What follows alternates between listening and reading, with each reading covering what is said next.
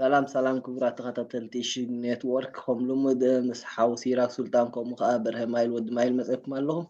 برها هم مقا أسيراكم قاعد حن مساكم سلام سلام عويتا عويتا سلام له هميك سلام يزقابير مسجن أبز حلفة ثلاثة سمون أب سوريا لو تي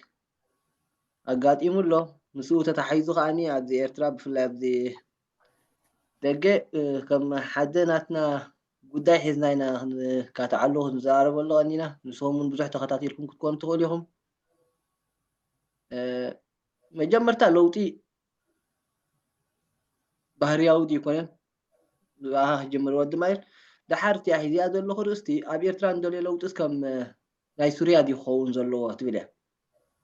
እጂ ለውጢ መዓስ የጋጥም ኣብ ኤርትራ ከጋጥም ዲ ምክንያቱ ምስ ናይ እቲ ምግርጫው ኣብ መንጎ ደለይቲ ፍትሕን ደገፍቲ ናይ እንዳ ኢሳያስን ነይሩ ትጋጢሙ ዘሎ ከዓኒ እቶም ብንዳ ኢሳያስ ዘለው ትለውጢ ምስ ኣጋጠመ ከምዚ ዘይንቡር ኣብ ፍርሂ ኣብ ራዕዲ ገላኣት እዮም ከም ደገፍቲ ከዓኒ ንዕኡ ከም መፈራርሂ ክጥቀምሉ ፅባሕ ንስርዓት ተገልግሉ ዘለኹም ክጠፍዩኹም ከም ዝሕነ ከም ዝፈድዩ ገለ ምግባር እዮም ከቕርቡ ርኢና ለውጢ ኣብ ኤርትራ ለውጢ ክመፅእ ድዩ ምናልባሽ ለውጢ ዘይመፅእ ኮይኑ ስምዖም ሰባት ስለ ዘሎ ለውጢ ንፍተዎ ንፅላዮ ባህርያዊ ለውጢ ክመፅእ ለውጢ ሳብ ኤርትራ ግድን እዩ ክመፅእ ምክንያቱ ካብ ዓለም ዝተፈልየ ስታይልና ናብ ዝኾነ ኣብ ባህር ዋላስ ለውጢ ግድን እዩ ክመፅእ ሕጂ እዚ ብኤርትራ ዘሎ ለውጢ ግን ንዛረበሉ ዘለና ለውጢ ግን እቲ ፖለቲካዊ ለውጢ ወይ ከዓ እዚ ናይ ስርዓት ለውጢ ኢና ንዛረብ ዘለና ሕጂ ናይ ስርዓት ናይ ፖለቲካዊ ስርዓት ወይ ድማ ኣብዚ ምዕራብ ሲስተም ንብሎ ማለት እዩ ሕጂ ኣብ ኤርትራ ዘሎ ፖለቲካዊ ስርዓት እንታይ እዩ ዝመስል ኢና መጀመርታ ክርዳእና ዘሎ ሕጂ ኤርትራ ካብ ኤርትራ ዝብል ስም ዝሃበና ኣብ ግዜ ፋሽስታዊት ጥልያን ናይ ፋሽስታዊ ኣብ ግዜ መሰለኒ እቲ ቀንዲ ናይ ኤርትራ ፖለቲካ ሲ ትውርሹ ተሓድግታት ናይ መግዛእትስ ፋሽስታዊት ኤርትራ እዩ ወሊዱ ኤርትራ ሕጂ ፋሽስታዊ ስርዓት ኣለዋ ነቲ ፋሽስትነት ከዓ ኣብ ዝና ውልቀ ሰብ እዩ ዝህነፅ ኣብ ዝና ኢሳያስ እዩ ከዓ ተሃኒፁ ሕጂ ኤርትራ ስድራ ቤታዊት ስርዓት ኣይኮነን ዲሞክራሲያዊ ስርዓት ኣይኮነን ወይ እዚ ኮሙኒስታዊ ይኮነን ገለ ይኮነን ፋሽስታዊ ስርዓት ኣሎ ብኤርትራ እዚኣ ታቐንዲ ክስመረላ ዘለዎ እቲ ብኤርትራ ዘሎ ስርዓት እንድሕሪ ዘይተረዲእና እቲ ክልወጥ ንደልዮ ዘለና ስርዓት እንታይ ዓይነት ለውጢ ኢና ዘለና እውን ክንስሕት ስለ ንኽእል ሕጂ ምስቲ ኣብ ሱርያ ዘሎ እንተሪኢኻዮ ግን እዚ ናይ ሱርያን ናይ ኤርትራን ሓደ ዝራኸብ የብሉ ረኸበ መፃፅኡ ሱርያ ሲ ኣብ ድሕሪ ካልኣይ ኩናት ዓለም ኣይደንጉየትን ድሕሪ ሓደ ዓመት ገለ እያ ናፅነታ ረኺባ ግን ክሳብ 71 ክሳብ እዚ ሓፊዝ አልኣሳድ ዝበሃል ኣቦ ነዚ ሕጂ በሽር አልኣሳድ ክሳብ ንሱ ዕልዋ ገይሩ ስልጣን ዝሕዝ በቃ እቲ ዕልዋ ልሙድ እዩ ነይሩ ዕልዋ እንዳገበርካ በብእዋንስ ዕልዋ ክገብሩ እዮም ፀኒሑ እዚ ጥራይ ፍሉይ ዝገብራ ዳርጋ ንልዕሊ ፍርቂ ዘመን ዝኸውን እቲ ስልጣን ሒዝዎ ፀኒሑ ናቱ ስርወ ንግስነት በሎስ ከምዚ ስርወ ስድራ ቤታዊ ስርዓት ፈጢሩ ንሱርያ ክሳብ ዝሕጂ ኣፅኒሕዋ ማለት እዩ እቲ ቀንዲ ግን እዚ ናይ በሽር አልኣሳድ ግን ካብ 2000 ዝጅምር ኣቦ ምስ ሞት ናይ ኣቦ ሓደ ናይ ፖለቲካ ድሌት ዘይነበሮ ንኣቦኡ እውን ወላ እቲ ስድራ ቤት እውን ንዕኡ ይኮነን ከም መራሒ ወይ ተካእ ናይ ኣቦ ዝፅበዮ ዝነበረ ካልእ ሓዊ እዩ ዝፅበዮ ብኹር ሓዊ እዩ ትፅሚት ዝግበረሉ ዝነበረ ንሱ ግን ብሓደጋ መኪና ስለ ዝዓረፈ እዛ ጉዳይ እዛ ናይ ፖለቲካ ሲ ነዚ ናይ ሕክምና ሞያ ዘለዎ ሰብ እያ መፅያቶ ሃንደበት እዩ ዝተዳለወ ሰብ ኣይኮነን ናይ ፖለቲካ ሰብ ኣይነበረን ናይ እታ ዕዲ ተሃጓፊ ንዕኡ ፈጢርዎ ማለት እዩ ግን እቲ ሲስተም ዋላ ኣብቲ መጀመርታ እንተሪኢኻዮ ሲ ምስ መፅእ ኣብ ስርያስ እንታይ እዩ ዘተኣታቱ በቃ ኣብ እንግሊዝ ይመሃር ነይሩ ሰበይቱ ዋላ ኣብቲ እንግሊዝ ዝተላለየ ገለ እቲኦም ሰባት ምስቲ ሓድሽ ኣተሓሳስባ ኣብ ስርያስ ለውጢ ክመፅእ እዩ نتسنبرن أبو سرعات سي بحدش عجبا بحدش استقيروا يزبلي نيرو قلت السرعات تهاني سوز نبرة سرعات غلال لان دحر زي تغيروا باتو سرعات نفسه دحر تقصل هالليخا كاو ايتم من التنيخ مناتو مسوز مت ورشاتات አለው حدقታት አለው ግናት حدقታት አለው ولا زي ابي ኤርትራ حج خمان نسو ቆይ نعنا استايرنا زلو حج ኤርትራ فاشታው ትኮንሲ ስቂሉ ዝመጽ አይኮነ እቲ ናይ መግዛእቲ حدقታት ሓደ ኻዊ حج ዝብ ኤርትራ ዘሎን እዚ ኣብ ሶርያ ዘሎን ግን ዘረخب ولا ሓንቲ ዘይብሉ ጥራይ እንታይ ዘረخبም በቃ ሶርያ ሓደ ርብዒ ካብ ህዝባ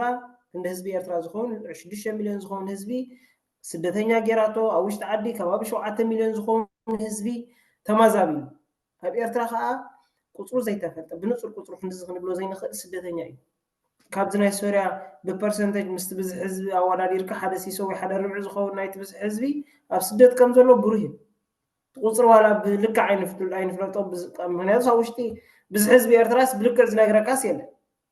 قمتي ولا حنساي كم زي مخلاص منقستي ولا ستاتستيكال بيرو بحال سيبلكال منقستي بالكال قطر حزب غايت فلتن قال يتفلتن جن معره مس بز حزبي او ورا مس بز حزب او ورا ديركا جن كابزنا سوريا انت زي بزيحو خابوز وحد سدتنيا ايتفرن يا ايرترا زي ما ساسلومي تچقونا تدخنت نتحزبيا محز እቲ ምልካውነት እዚ ኣብ ከምዚ ከማሳሰሉ ኾልዮም እቲ ባህሪ ግን ባህሪ ንሕና በኤርትራሲ ኣብ ኤርትራ ንሕና ለውጥ ዝፈተና ይኽሳብ ሕጂ በኤርትራ ንሕና ዕልዋ ዝገበርናዮ ዝፈተናዮ ነገር የለን ዕልዋ ክንገብር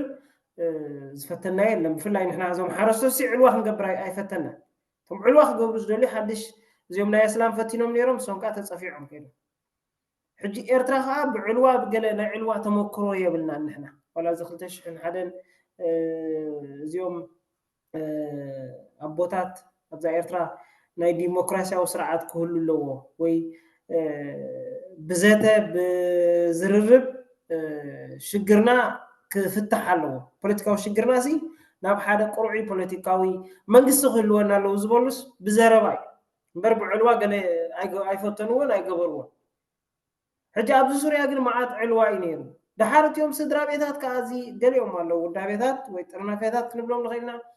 ابي ارتراس كم سدرا بيتاوي سرعات يزلو زي سدرا بيتاو خمس غيرن حجي ناي زينه حلافي ناي امخاري نايتي بريزيدنت كلن بحفشاتن وسنت زبالاتن ሚኒስትርታት ዝባሃላ በኤርትራ ምስ ኢሳያስ ዝምድና ዘለዎ ማለት ነው ወይ ደቂ ሓውቡ ይኮኑን ወይ ሕዋት ይኮኑን ወይ ወዲ ይኮኑን ወይ ሰበይቲ ይኮነት ብንጹር ሲ ከምኡ ዝባሃል ዝምድና የለን ሕጅነት ሓቂ ብኹንነት እንድሕር ክንሪኦ ዘይጀሚርና ስቂልና ኢሳያስ ለጸላና ጥራይ ብጸለመ ጥራይ እንድሕር ጌርና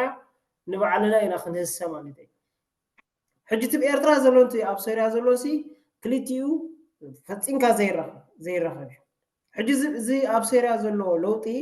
ምዝና ዓረብ ቆውዕ ዓረብ ወይ ድማ ዓረብ ስፕሪንግ ዝብልዎ ምስኡ ዝመፀይ ምስቲ ካብ ቱኒዝያ ጀሚሩ ኣብ ግብፂ መንግስቲ ቀይሩ ቶም ሶርያውያን ለውጢ ደልዩ ነዚኣ እዚ በሽር ኣይደልያን እዚያስ ናብ ኩናት ማዕቢላ ማለት እዩ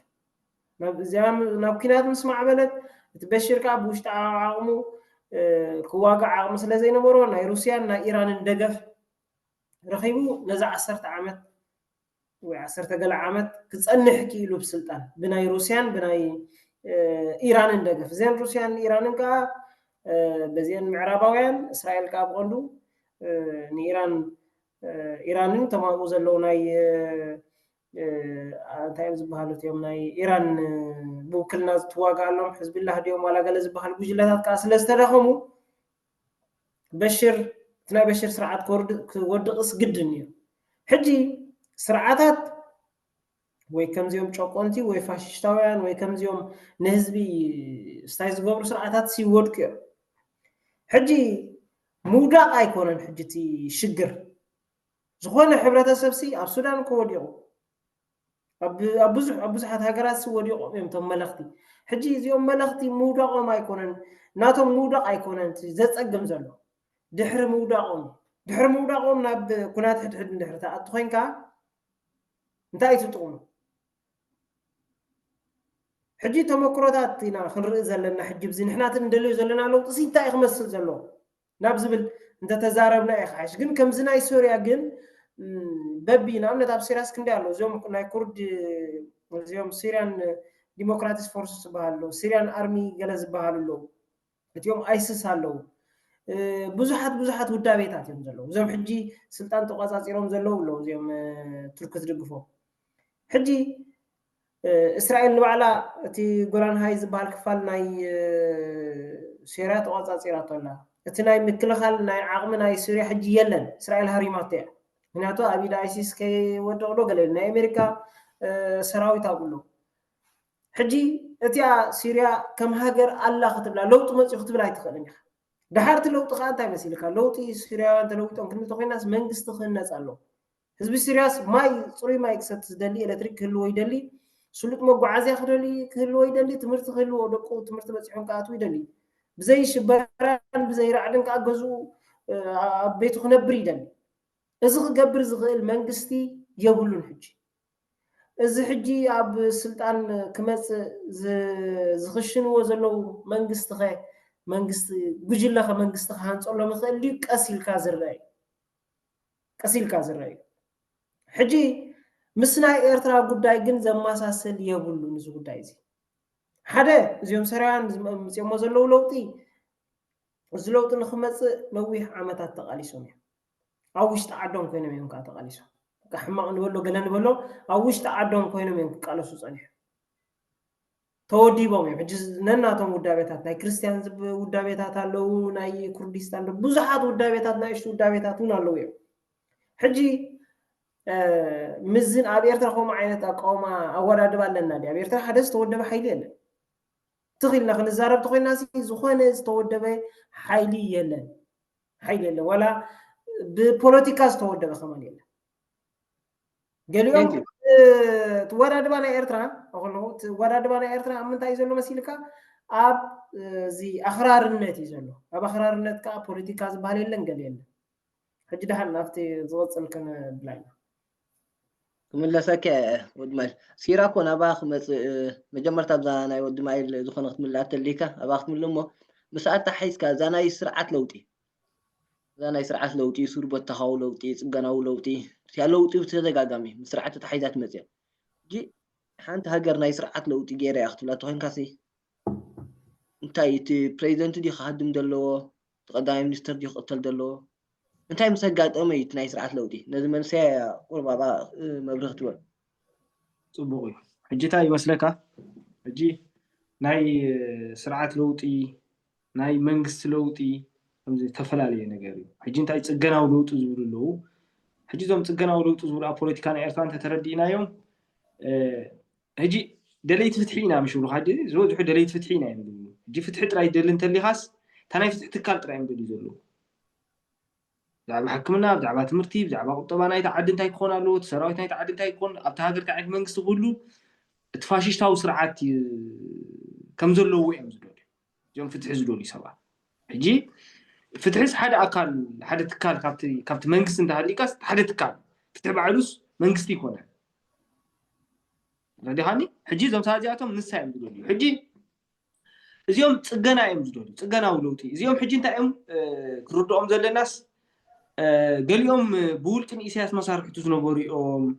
ገሊኦም ከምዚ ኣነ ጋዜጠኛ እየ ገሊኦም ኣነ ነዊሕ ተኣሲረ ነይረ ብኤርትራ ገሊኦም ገለ ናይ ውልቆም ስትረስ ዘለዎም ናይ ውልቆም ሕማም ዘለዎም ንዓና መፅኦም ዘካፈሉና ሰባት እዮም ሕጂ ታናቶም ሽግር ንኢሳያስ ብምእላይ ኣትውዳዕ በቃ ንኢሳያስ ጥራዮም ዝፀልእዎ ናይ ብሓቂ ግን ኣብ ኤርትራ ለውጢ ስለ ዝደልዩ ይኮኑ ዝዛረቡ ሕጂ እቲ ሱርበተኻዊ ለውጢ ዝብሉ ከዓ እንታይ መሲልካ ሕጂ ሱርበተኻዊ ለውጢ ንዕኦም ንኢሳያስ ንቻርሊ ንማንኪ ምጉሓፍ እያ ድሕሩ እቲ ዓዲ እንታይ ክትኸውን ገለ ግን በቃ ዋላ ንሶም እንታይ ከም ዝደልዩ ኣይፈልጡሞ ተረዳሃኒ ግን ሕጂ እታ ሱርበተኻዊት ለውጢ ግን ናይ ብሓቂ እንታይ ክትርጎም ዘለዋ ሕጂ ንሕና ኣብ ኤርትራ ናይ ስርዓት ለውጢ ንደሊ ኣለና ናይ ስርዓት ለውጢ ንደሊ ኣለና ክንብል ከለና ሕጂ ንኣብነት ኣብ ኤርትራ ከም ዝወድ ማይ ክብሎ ፀንሐ ስድራ ቤታዊ ስርዓት ኣይኮነ ዘሎ ኮሚኒስታዊ ስርዓት ኣይኮነ ዲሞክራሲያዊ ስርዓት ኣይኮነ ፋሽስታዊ ስርዓት እዩ ዘሎ ሕጂ እዚ ፋሽስታዊ ስርዓት ዝኽእል እንድሕር ኮይኑ ንዑ መተካእታ ዝኸውን ስርዓት ከዓ ክህልወና ኣለዎ ንሕና ንዓና ሕጂ ንዑ መተካእታ ስርዓት ከዓ እንታይ እዩ ዲሞክራሲያዊ ስርዓት እዩ ዘድልየና እዚ ማለት መንግስቲ ክህልወና ኣለዎ እዚ ሃገር ብሕግን ብስርዓትን ክትመሓደር ክትክእል ኣለዋ ኣብዚ ሃገር እቲ ናትና ፖለቲካዊ ባህሊ ካብዚ ሕጂ ዘሎ ፖለቲካዊ ባህሊ ኣብዚ ሕጂ ዘሎ ፖለቲካዊ ባህሊ እንታይ እዩ ድንቁርና ዕሽነት ስድነት ፋሉልነት ገለ እቲ ፖለቲካዊ ባህሊ ዘሎ ሕጂ ንሕና ግን እቲ ናትና ፖለቲካዊ ባህሊ ክኾን ዘሎ መጀመርያ ጭውነት ምህላው ብቕዓት ምህላው ውፅኢት ምእማን ጥንዕና ምህላው ልዕሊ ዝኾነ ሓላፍነታዊ ምዃን ተሓታትነት ዘለዎ ባህሊ ክህልወና ኣሎ ዝኾነ ሰብ ኣብ ሓደ ነገር ብዝገብሮ ነገር ተሓታቲ ክኾን ክኽእል ኣሎ ሓላፍነት ክወስድ ክኽእል ኣሎ ፅውነት ክህልዎ ኣለዎ ቅንዕና ክህልዎ ኣለዎ ብቕዓት ክህልዎ ኣለዎ ንሓደ ነገር ዘይበቕዓካዮ ዘይኮንካዮ ኮይነ ኢልካ ምዝራብ ጌጋይ ጌጋይ ሕጂ እዞም ናይ ዩቲዩበራት ናይ ስርቂ ራእስታት ዝዝዋ ዝመርሕዋ ዘብልዋ ውዳበ ዘይብሎም ተዓዊትና ኣለና ዚ ዓመት እዚ ይብልካ ዝውድብዎ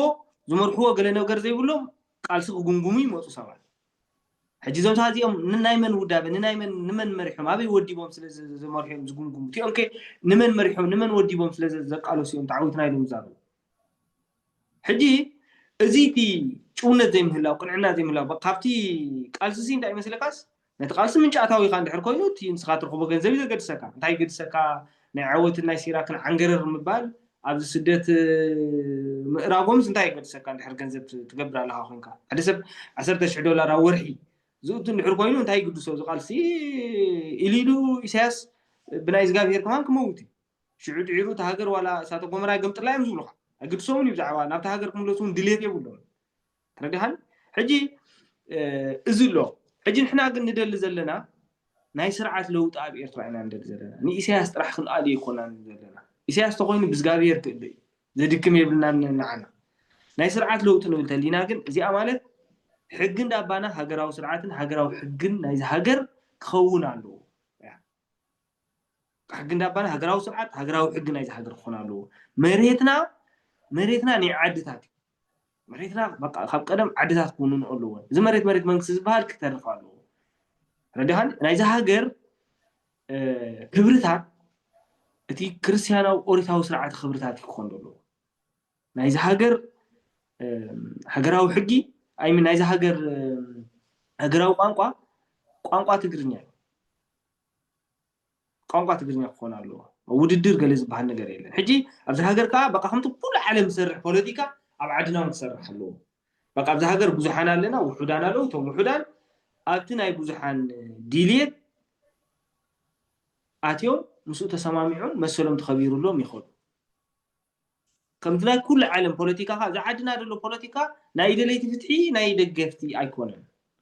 እዚኦም ደለይቲ ፍትሕን ደገፍትን ዝበሃሉ እዮም ብክልቲኦም ፅንፈኛታት ኣለዉ ከምዚ ኣኽረርቲ ኣለዉ ሕሉፍ ጥልና ኢሳያስ ዘለዎም ኣለዉ ሕሉፍ ፍቅርና ኢሳያስ ዘለዎም ኣለዉ ሕጂ ክልቲኦም ግን ኣብታ ሃገር እቲ ሃገር ንደቆም ደቆም ክትከውን ከማን ድሌት የብሎም ወላሓንቲ ኣብኣ ክነብሩ ይደልዩ እዮም ክልቲኦም ንሕና ግን ኣብታ ሃገር ክንነብር ኢና ንደሊ እዚ ሃገር ደቅና ክትኮነና ኢና ንደሊ ሕጂ ኣብዚ ሃገር ከዓ ከምቲ ኩሉ ዓለም ዝሰርሕ ፖለቲካ ኣብዚ ሃገርና ከዓ ማሕበራዊ ቀፀል ኣለዋ እዚኣ ኣብዚ ሃገር ናይዚ ሃገር እዚኣ ዘላቕ ሰላም ኣብዚ ሃገር እዚኣ ዝመፅእ ለውጢ ብዘላቕነት ዝዓቢ ነባር ሰላም እውን ዘምፀልና ክኸውን ድሕር ኮይኑ ድማ እዞም ሓረስቶት ስልጣን ክንሕዝ ኣለና ንሕና ከዓ ሕጂ ልክዕ ከምዚ ብሴርያ ዘጋጠመ ሓፋሽ በቃ ናይ ውልቀ ሰባት ዝና ብገለ ዝምራሕ ሓፋሽ ሆይሉ ወፊሩ ኸይዱ ከምዚ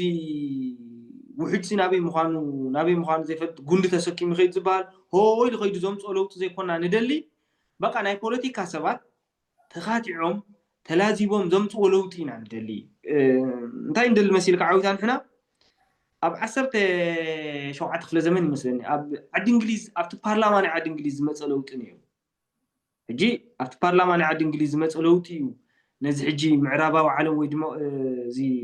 ዲሞክራሲያዊ ዓለም ንብሎ ዘለና ኣሜሪካ ኣውስትራልያ ካናዳ እዚ ምዕራብ ኤሮጳን ዝፈጠረ ቅርፂ ነቲ ቅርፂ ዋላ ነዚ ስነ ፍልጠት سوراس نفتت زبال أبزعوت زخبتصح زفت أرسي تبع عد إنجليز أبت بارلمنت عد إنجليز زمت لوطي حجي تلوطي توم ناي بوليتيكا سباتي مالتهم أبت بارلمنت تخاتعهم قال جيروم يوم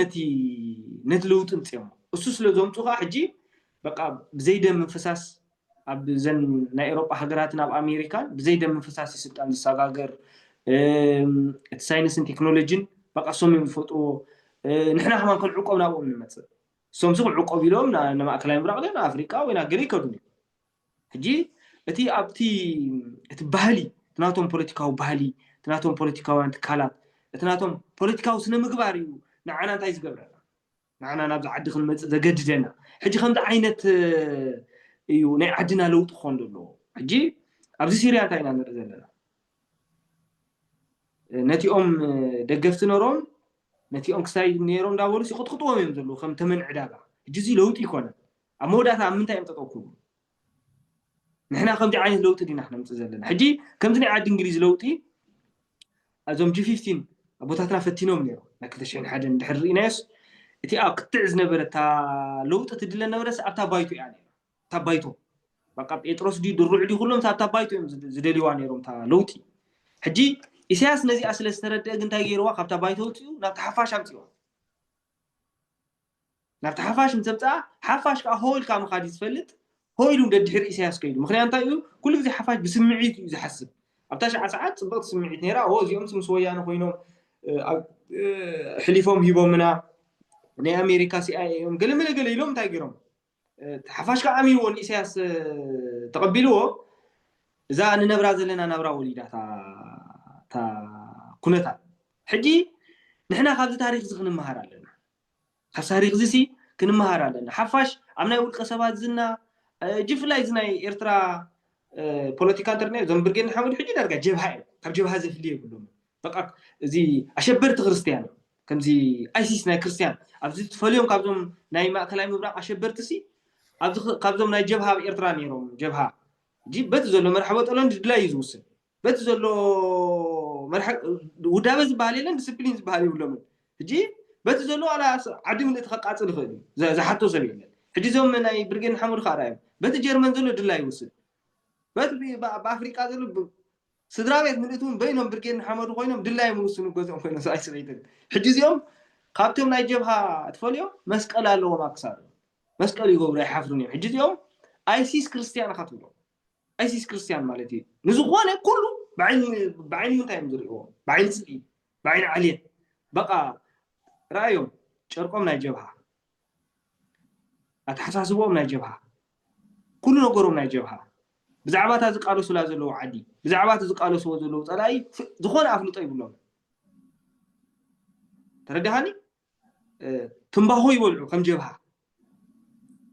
قبتا أركولي صوتي حجين إحنا بقى كل جزء سي أب تاريخ كل جزء أنت إنا نحجوس إن بيتروس سولومون كل جزء نذكرنا يو تاريخنا نخورعنا لو ننبر جلس نزين جهاز كم باقي إن شاء الله كوكوبا بيلو سيدوس هبت خسنا أو دربيو ومي مسيو حجي نحنا أنت مثلاً نيرو أنا مسيلك عويدا جبهة أفر ترى دي حالي حجي إنت جبهة كن حجي مزيوم دحرت يسعى تولدوا منسات أب جرمن تنيح زملاء دحرت يسعى تولدوا منسات كلهم جبهة خوينهم تنيحهم كلهم جبهة بقى خاب جبهة بول حنت نقدر تفلي ما يتقنها حجي اليوم أب يثرى لو تندحرمت يوم يناس انت يلون يلو قدم قال وارح كم زي هجدة 3 عامات نحروس يدلون نيرترا كم زي درجة 5 نزيوم نزم برجين حاول 3 ور حقوس دلهم يقليلو قل 3 ور حاجة حلو 3 معالتي يخافلهم يترفسب كلمة كمان أقول ولا نخلي قتلوه مغنيات كله بمقتال بحنا مفداي لو تزوم تيز مسلم دلو حجي زي كرم خلالو حجي خمسة عينة لوتي كنا نزب سيريا زريو نتيم جنرالات نور نتوم متهدرات نورو مقطقاتسي معرن تاع كندم تاع يحبونهم رأيو خندي يشاركوا ولا توم يوتيوبرات ينادلو قال إم شاركوا له زوجلو حجي إزي لوتي كنا إزي بق أمن تاع تطوتل ولا تساعدني دي جلس بهالأسر بيت كفيتهم له حجي سبكم اللي دحري إن دعقت قد كان دهارم كان دعقت تغيت هونكاس سون كمل يوسوبيا حجي نحنا ندولي زلنا لوط ግን ዓውታ ሱርበ ተኻው ለውጥ ኮይኑ ናይ ስርዓት ለውጢ ኢና እንደሊ ዘለና ንሕና ከዓ ሓድሽ ስርዓት ካብ ቻይና ካብ ሩስያ ወይ ካብ ኤውሮጳ ክንቀድሕ ኣይኮናን ዘለና ናትና መበቆላው ስርዓት ኣለና ዘቅድሕ ዲገለ ዝኾነ ይኹን ነገር የብልና ሕጂ ንሕና እንደልያ ዘለና ለውጥ ግን በቃ ብክትዕ ብሙጉት በቃ ምፍሳስ ደም ዘይብላ ታስልጣን ብሰላማዊ ነገር ተሰጋገረሉ ነገር ኢና እንደሊ እዚ ማለት ኣብ ኤርትራ ልክዕዩ ዝኾነ ሰብ ዘይክሕዶ ጠገለ ዘይብሉ ሰብኣዊ ግሰት ተፈፂሙሎ ነዚ ሰብኣዊ ግሰት ከዓ ኢሳያስ ዝመርሖ ጉጅለ ዝፈፀምዎ እዮም እዚ ዘካትዕ ጉዳይ ኣይኮነን ሕጂ ንሕና ግን ንደሊ ነዞም ሰብኣዊ ግሰት ዝፈፀሙ ሰባት በጋባ ብክብረት ሒዝና ናይ ኡሱር መሰሎም ክሕለወሎም ኢና እንደሊ ኣወልቲ ዒዲ ሰሎሞን ድራርዲ የማነ ቻርሊ ዲ ማንክዲ ኢሳያስ ኩሎም ምሳና ክነብሩ እዮም በቃ بجوبو تتحيزهم تأثيرهم طبقة ناي مقبار مسل كمان كلهم خلالهم اتسوم قبل علينا زفصمو قبل على بيتروس جيب على درعدي قبل على خارقوت ابوتاتنا نياتاتنا تفصم نحنا عدنا قديفنا فحبتن كنبل زغبرو قبل على زخو دحرجي خدقما يندلنينا نحنا اب ايرترا ندلي لوتي ناي بوليتيكا اصل كله عندنا تقول ناي بوليتيكا اصل كله اب ايرترا عندنا حجي ملسكه باسيراكو كملسكه ملسكه بحزامني ودماي نباهم مسعنتو يكوليفا كان يرزا اخرارنت بالقلال الكان يركا ناتا شجرالنا تبيها مثلني اب اخت قصل 50 ساعه حيسكا ግን እዚ ሰውራን እዚ ፍልቀትን አበና ተሐስካስ ቁርባ አስተምሮት በና እዚ ሪቮሉሽን ኤንድ ኢቮሉሽን ይብሎ ጂዚ ማዕበል ናብነ ነዚ ብርጌድና ሐሙድስ ማዕበል ይብሎ ነይሮም ቅድሚ 2 ዓመት ገለ ማዕበል ካ ኩሉ ሰብ ትፈልጦ بزخون الدفاع حيلي حسب يبقاسمو ግን ዝግ ዝብለሉ ግዜ ኣሎ ምዝ ሰውራ ተሐስካ ከኣኒ ብሰውራ ናይ ግብፅ ውንጽሒፍካ ርኤካ ነይረ ናይ ቱኒዝያ ናይ ሊብያ ብዙሕ ኣሎ ሰውራታት ኣብነት ክኾንና ዝኽእል ድሕሪኡሲ ዝኾነ ዘላቒ ፍታሕ ከም ምጻእ ተራእየኒ ሕጂ ብዓድና ተመሳሳሊ ክድገም ስለምንታይ ዝድለ ዘሎ بخومو خن فتح كنا مصن خلدينا هذا حتات ناس بحيل تراي بغونص اب حصر غزي خن ملوسن خلدينا انت عين سيستم هنا هنتقم زلنا تبل يا حجي تي اخرارنت سيراك صبو غير استاجر وي شجرنا تي اخرارنت حجتي اخرارنت كابدون قرنا يزبك سب هايمانت تخيدنا اخرارت نخون بوليتيكا اخرارتي بس شجر زي سب كاستو كريلو نافتا عند حتى خاغل زي سوراسي كم زبرجنا حمود زغبرو زلو يكون زي سورا يكون زي عبدان سورا حدا دليت عليك نز دليتك بقولتف لوط دلي خلخ ባህላው ኾን خالي ፖለቲካው ኾን خالي ቁጠባው ኾን خالي سورا تقبر تحبرتسب بقولتف كتزللو خلخ ማለት ናብ ሓደ ደረጃ ጅት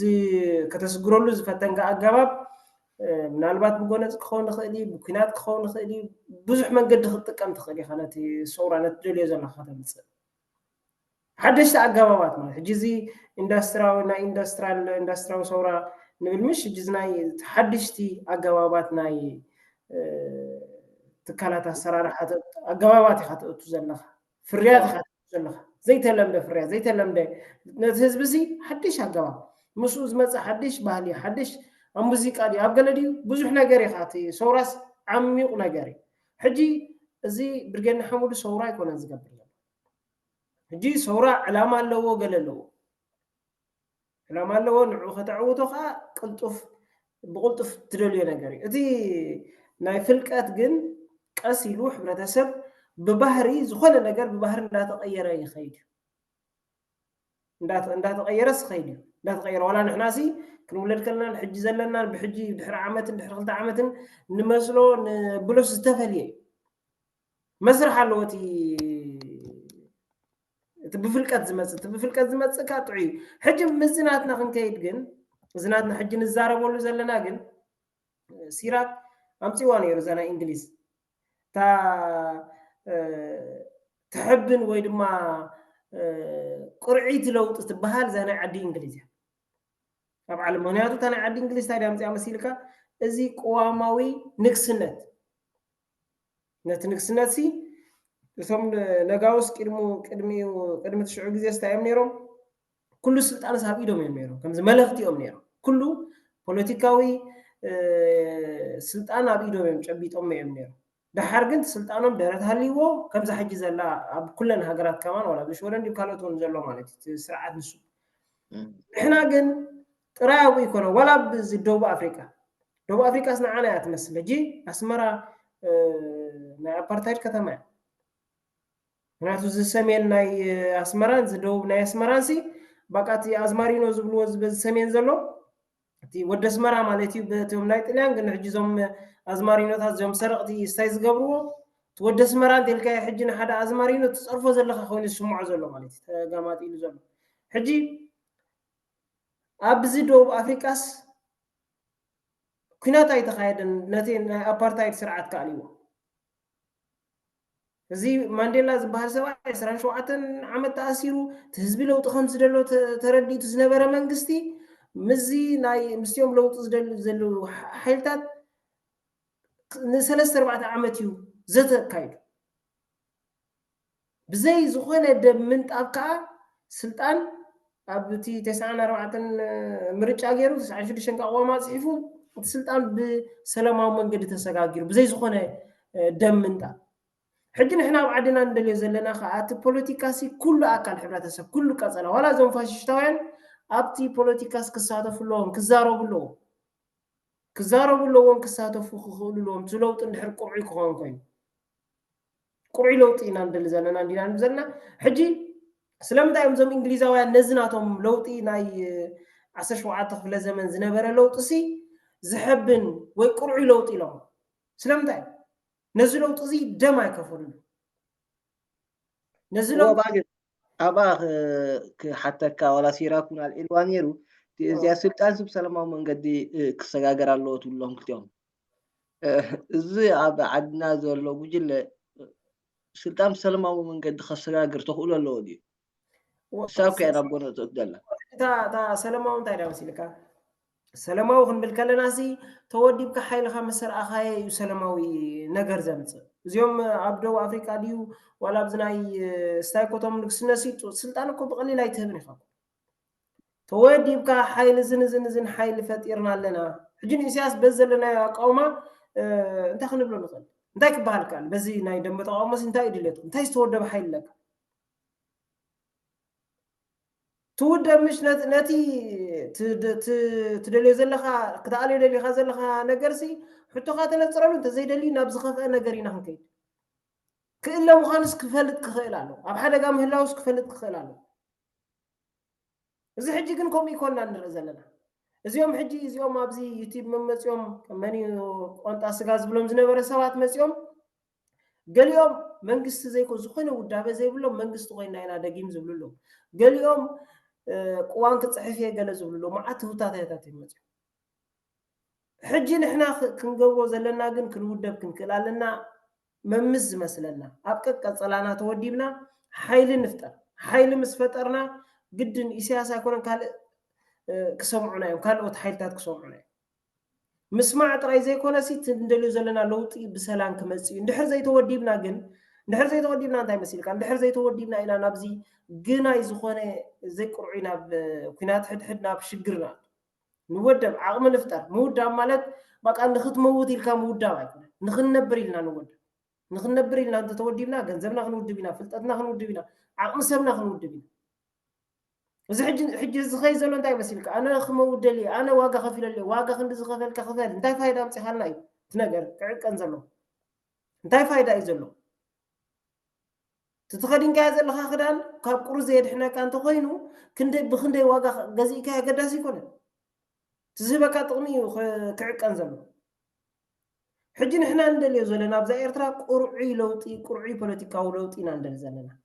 زندلو يزولنا أبير ترى ناوكلنا ديمقراطي كهلو إذا عدتنا زمانات كم حضر على جزء حي زينة أو رجعنا بري ናይ ሃገራይ ነበረ በሃገር ንሕና ኣብ ዝኾነ ዲሞክራሲያዊ ስርዓት ኣይነበረና ብደረጃ ሃገር ብደረጃ ወረዳ ዲ ብደረጃ ዞባ ዲ ዋላ ብደረጃ ገለ ንዕና እተን ዓድታት ግን ስነ ዓድታትስ ብደረጃ ሃገር ንግበሮ ብኡ ከዓ መንግስቲ ንህነፅ ምስ ክብረትና ነተሓሕዞ እዚ ኢሳያስ ንፍተዎ ንፃዮ ናይዛ ኤርትራ ትበሃል ሉላዊት ሃገር ቀዳማይ መራሒ ቀዳማይ ፕሬዚደንት ናይዚ ሰብ እዚ ምውራድ ማለት ናይ ኤርትራ ውርደት እዩ ወይስ ክብረትን ውርደትን ስለ ዘይርድኦ ዘሎ ዲት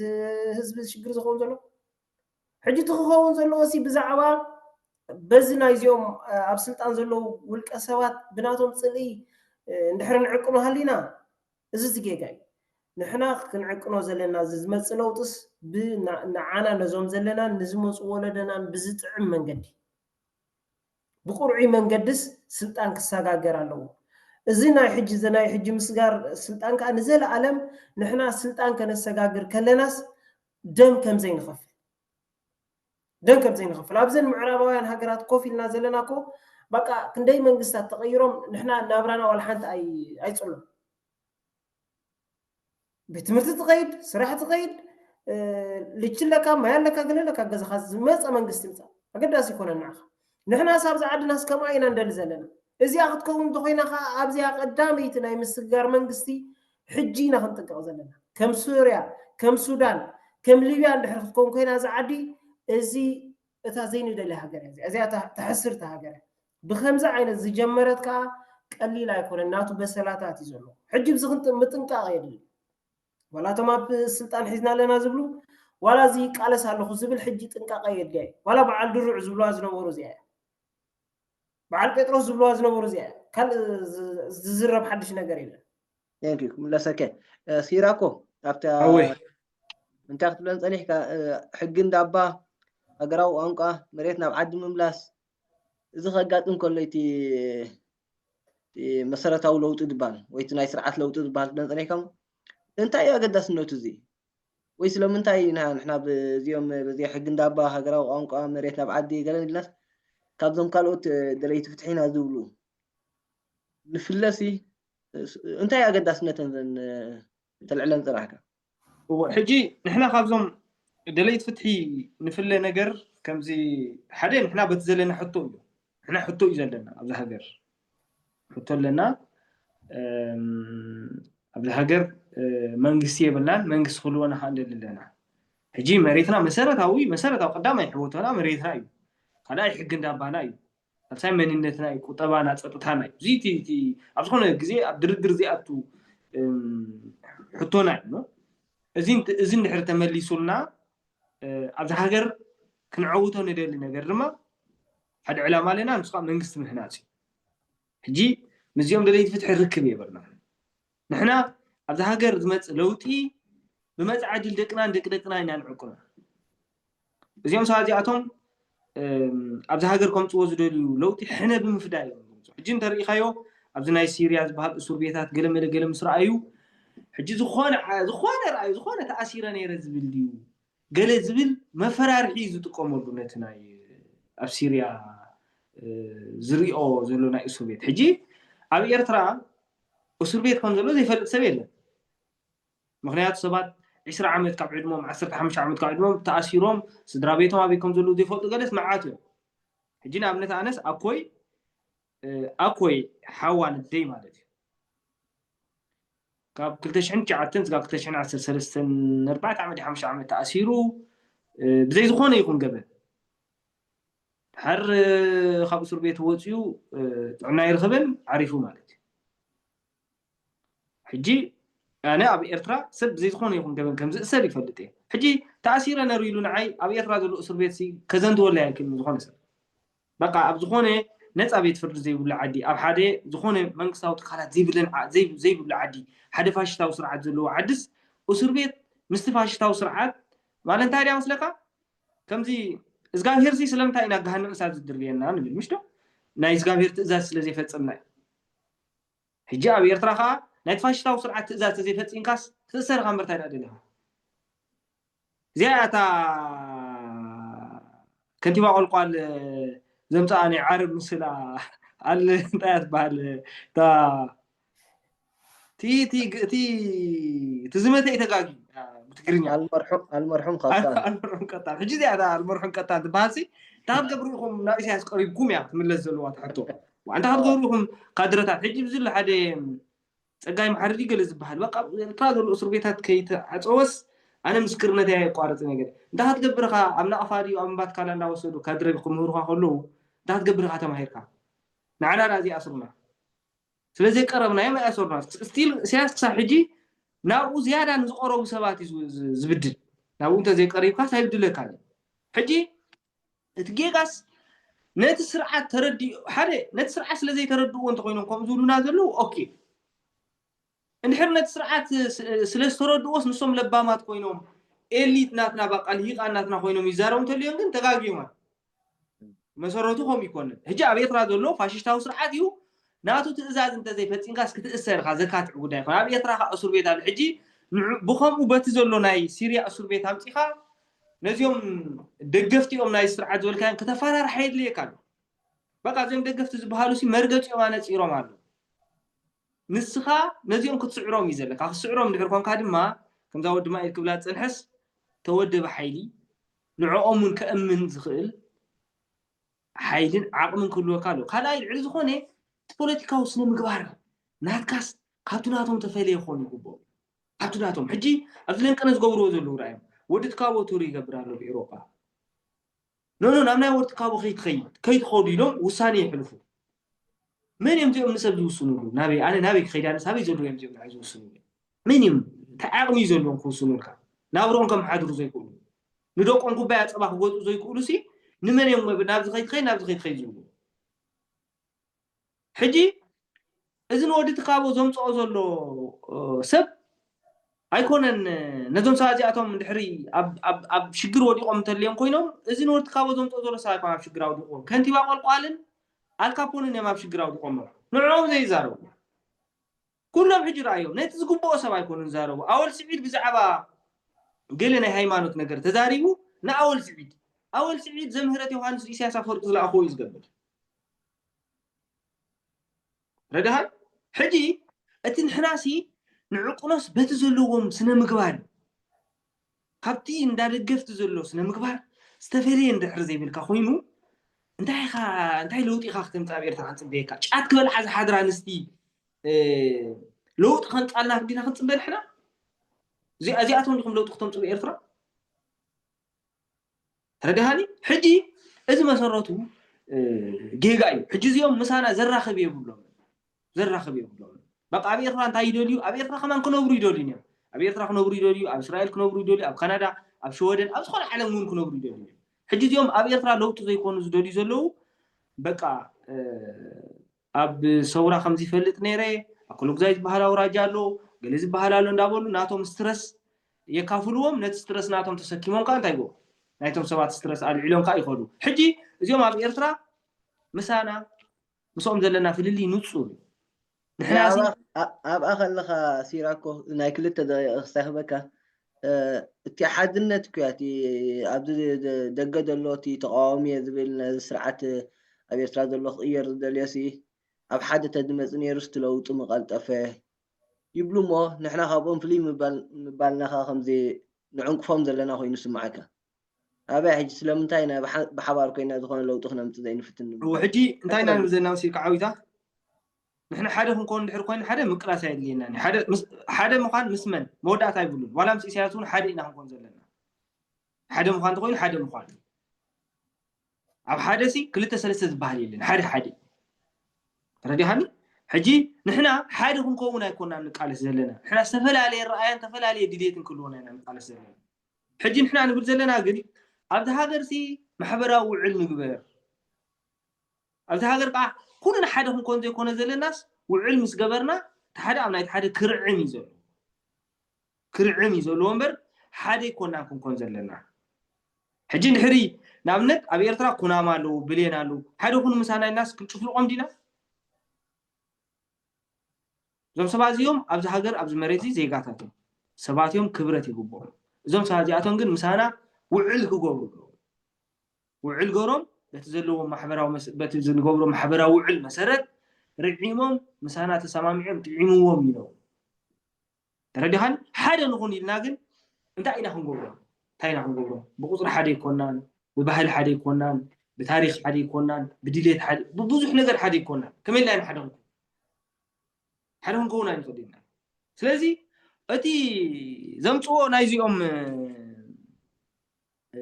ፅንፈኛታት እንታይ መሲልካ ሓደ መጀመርያ ክርዳእና ዘሎ ዋላ ንዕኦም ዋላ ንዓና ናይ መሪሕነት ሃዋፍ ኣሎ ኣብዚ ቃልሲ ናይ መሪሕነት ሃዋፍ ምህላዊ ዋላ ኩሉ ፀገም ዘምፅእ ዘሎ ሕጂ ናይ መሪሕነት ሃዋፍ ከም ዘሎ ዘይምርድኦም እዩ ፀገም ሕጂ ሓደ ረኣኻ ዓፈና ምርኣዩ ሚድያ ምዕፋን ረኣዩ እዚአን ዘለዋ ናይ ኣኮል ጉዛይ ሚድያ ዝበሃል ኣለዋ ናይ ሰራይ ዝበሃላ ሚድያ ኣለዋ ናይ ሓማሴን ዝበሃላ ሚድያ ኣለዋ ሕጂ እዚአን እንታይ እንስርሐን ውልቀ ሰባት ኣለዉ ከምዚ መን እዩ ዝበሃል ብርኩታ ዲገለ ዝበሃል ኣሎ ወዲ ከም ቋንጣ ስጋ ተንጠልጢሎም ኣብ ዩቲዩብ ዝውዕሉ ዝበሎም ሓቂ እዩ ልክዕ ከምዛ ቋንጣ ስጋ ኣብ ዩቲዩብ ንኣብነት ከንቲባ ቆልቋል ንሰሎ ምስ ፍናን 3 መዓልቲ ኣብ ሰሙን ቪድዮ ይሰርሕ ምስ ሰልጠነ 4 መዓልቲ ኣብ ሰሙን ቪድዮ ይሰርሕ ሕጂ እዚአን 52 ሰሙን ኣሎ ኣብ ዓመት ነዚኣ 352 156 ቪድዮ ይሰርሕ ኣብ ዓመት ምስ ፍናን 208 ቪድዮ ይሰርሕ ምስ ሰልጠነ 364 መዓልቲ ቪድዮ ይሰርሕ ሕጂ እዚ 100 ዓመት 50 ዓመት ዝገበረ ጋዜጠኛ 364 ቪድዮ ክሰርሕ ይክእል እዚ ሰብዚ 364 ቪድዮ ይሰርሕ ብሰዓታት ብደቃይቅ ኣርባሓዩ ሕጂ እዚ ሰብ ክቃለስ ኢሉ ቪድዮ ይሰርሕ ኣሎ ኢና ክንብል ተረዳሃን ሕጂ እዚ ብሩእዮ እንታይ እዩ እዚ ብሩእዮ እንታይ ይመስልካ ነቲ ሰብ ምዝመዘ ሕጂ ደቂ ኣኮሎ ጉዛይ ኢሎም ንዝኣከብዎም ሰባት እዮም ዘታሉ ቴንክ ዩ ሲራኮ ሰዓት ኣኺላትነ ኣባኽን ዓፂና ወድማ ኢላ መጠረሽታ ትብሎ ዝኾነ ሓተካ ዝግባን መዘሓት ትካተሊካ ብታ ሓንቲ ክሳብ ክተደክበካ እሞ ብኣመደብና ንዓፅ እያ ሓንቲ ኣብዛ መወዳእታ ከይበልኳ ዝብልሲ ንሕና ምዚ ንጥልያን ክንርዳእ እንዲ ዘለና ሕጂ ከምቲ ፋሽስታዊ ስርዓት ናይ ጥልያን ክወድቕ ከሎሲ ምስቲ ኣብቲ ከላይ ኩናት ዓለም ቅድሚ ምውድእ እንድዩ ንስ ወዲቑ ኣብቲ 43 ሕጂ እቲ ምስ ወደቐ ናይ ጀርመን ድጋፍ ገይሩ ኣብ ኩናት ሕድሕድ እዩ እትይዋ ነታ ዓዲ ምስቶም ኮሚኒስት ምስቶም ገለገለ ዝበሃል ጉጅለታት እዩ ኣብ ኩናት እያ እትዩ ክንዲ ስዕሮታ ኣሚኑ ብሰላማዊ መንገዲ ቁርዑይ ኣሰጋግራ ዘስግር ድሓር እትዮም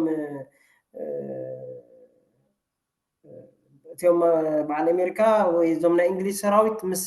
ሰዓርዎ ምስ ሓዝዎ እቶም ህዝቢ ግን ጨፍጪፎም እዮም ቀቲሎም ኣብቲ ደባባይ እንዳጎሰስዮም ኣምፅኦም ተዓዲ ከዓ ናብ ምንታይ እስታይ እትይዋ ናብ ምንታይ ሽግረ እትይዋ ዋላ ባዕሉ ከማን ረአሞ ዋላ ባዕሉ ከማን ነብሱ ከየጥፍእ ዋላሲ ሕጂ ሓደ መራሒ ሃገር ዝነበረ ኣብ ክንዲ ብክብረቱ ስልጣኑ ብሰላማዊ መንገዲ ወይ ብቁርዒ ናብ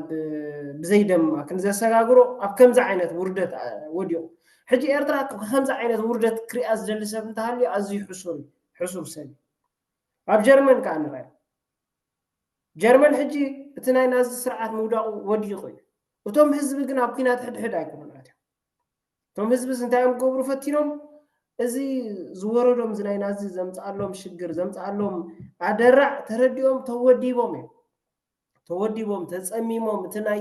ዝምብራቃውን እቲ ምዕራባውን ደንበ ዝገብረሎም ዝነበረ ተፀሚሞም ክሳብ 9 ክሳብ ምፍራስ ሶቪየት ሕብረት ፀኒሖም ሓንቲ ጀርመን ገይሮማ ተወዲቦም ብዘይ ኩናት ወላ ድሕሪ እኮ ናብ ኩናት ከኣትው ክእሉ ነይሮም እዮም ምብራቅን ምዕራብን ጀርመን ተባሂሎም ክዋግኡ ክእሉ ነይሮም መፈላለዩ ክእሉ ነይርዎ ብቁጠባ ይመሳሰሉን እዮም ነይሮም ብገለ ናብሮኦም ኣዝዩ ተፈላለዩ ነይሩ ሕጂ እቲ ንገብሮ ነገር እቲ ነምፅኦ ለውጢ ብናትና ፋይዳ ዝህበና ፋይዳ ብዝህበና ክብሪ ብዝህበና ጥቕሚ ንርአዮ ብዝህበና ረብሓ ንርአዮ ብክብረት ንርአዮ ብፅድቂ ብጊዜያዊ ስምዒታት ክንሪኦ የብልና ንሳይ ኢና ክነስምረላ ንደላ ኣብዚኣ ሲ ሓንቲ ደቂቕ ዓዊታ እንታይ ሲ ምዛው ድማ ዝበላ ክምላእ ኣላ ሕጂ ንሕና ንዕቁኖሲ ንዝኾነ ክንዕቁኖ ዘለና ፖለቲካዊ ስነ ምግባር ናትና ፖለቲካዊ ባህሊ ናትና እቲ ፖለቲካዊ ትካላት ናትና ኢና በቃ ዝኾነ ለውጢ ዝዕቀን በዝዩ እንታይ ዓይነት ፖለቲካዊ ስነ ምግባር እንታይ ዓይነት ፖለቲካዊ ትካላት እንታይ ዓይነት ፖለቲካዊ ባህሊ ኣለካ እዩ ሕጂ ንሕና نور لنا نحنا زي حرستاي ناي إرترا حرستاي تجرنيا مالت زي محبراو دربي كم ناس إنت كتفولي يدخلين فا كم ناس إنت تفولي خايف تقتلوا طريق خاطخل حجي نحنا زي حقنا باناس نبار سلام قال خمسنا يخيل ينبلس عمنات إنت نقول كسبات تايس لازم بري سلازم أمني حجي نحنا نوري إذا لنا نمبر قريب ناينات إنت يبلنا حجي عمنت ما عاد سبات له بتصلي نا إسياسي بقى تقلال ولا أمور أنقان تصحيح تقولوا كتقوموا تخيل حجي نزوم ساعاتي أتوم نخذ حقو سيلنا ني إسياس قتيلنا لامبانس نيس نحاول نقاتلوا ينخدمنا زين ناس نمقبار يكون نحنا وقعي كونه زخون سب دحر ميتو أبانا كبر نقرت لي ريسا دحر ريسا مرعوي دحر مرعو نقوسي حجي إسياس دحر ميتو نزخون سكن حقوسي الناس لامبانس نيس نحاول نقاتلوا وي كم زين مصلا نزقبروا خنقوسو قليل خدمنا نور قبرينا نقولوا فتحات تغيروا مقابچ اغبروا لينا تاني بقى نور نحناسي وقعنا اي خملس زلو كبرت نايسب كبرت انتي مخانوس انتي كنقبر كنكل علينا بون عقلنا نتخنم صودا لينا زخونه سب ابي يطلع لو تخطلب صقم ايكون ግን بيناي سنه مغبار بيناي بهلي بيناي تكالا انت اخا لوط دلي غادي لخاسي زخونه سب نخالي سب كترد تخل عليك عجب زي انت زي كيلكا ياسي تزيد خلابتري من العلا لك ثانك يو سيراكو كبرات تخططتنا نايلو مدبنا بزنا عطينا زمت سمون بخال ارستون مطاكم يغني الله